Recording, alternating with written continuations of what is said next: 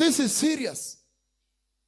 He's saying that it's better for you to attend a funeral, because when you are seated there in the funeral and that coffin is there and somebody is lying there, it might provoke and invoke you to think about, say, how about if that was me? Would I be ready, have been prepared, ready to go meet my Creator? Or what would be my destiny? Would I be going to heaven or hell? And it might cause you to repent than to go and just eat biryani and eat with card. No.